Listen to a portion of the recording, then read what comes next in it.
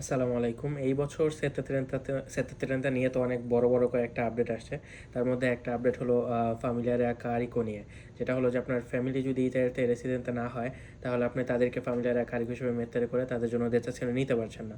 তো এইখানে আরেকটা কনফিউশন ক্রিয়েট হয়ে যায় যে ঠিক আছে বুঝলাম ২০২৫ সালে আমার ফ্যামিলি ইতালিতে ছিল না, বাংলাদেশে ছিল। কিন্তু এমনও তো অনেকের হয়েছে যে ২০২৬ সালে ফ্যামিলি ইতালিতে আসছে। তো সেই ক্ষেত্রে তাদেরকে কি কোমে a Carico মেত্তারে করা যাবে কিনা?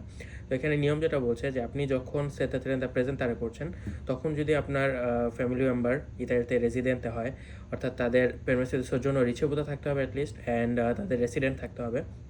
যদি এগুলো থাকে এবং আপনার সাথে কনভিভেন্টে তাদেরকে শো করা হয়, লাইক কমন তাদের ফ্যামিলি যদি আমরা বের করি, সেখানে তো আমরা দেখতে পারি যে কে কে আমার সাথে আছে।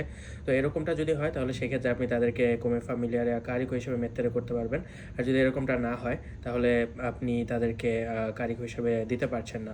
কিন্তু কারো যদি এই ব্যাপারটা নিয়ে অনেক কনফিউশন ক্রিয়েট হয়ে যায় যে আমি কি তাদেরকে আসলে এই বছর করতে কোমে কারিকো মেত্তারে করতে পারবো কি পারবো না, তো সেই ক্ষেত্রে আমাদের পরামর্শটা এরকম হতে পারে যে আপনারা যদি সেফ সাইড চুজ করতে চান, তাহলে আপনারা কোমেয়া কারিকো মেত্তেরে না করতে পারেন।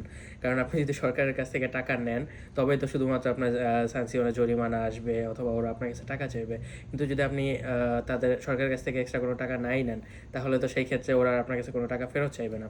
তো আপনি আগামী বছর থেকে তাদেরকে কোমেয়া কারিকো মেত্তেরে করা শুরু করতে পারেন। এই বছরটা আপনি স্কিপ করে যেতে পারেন।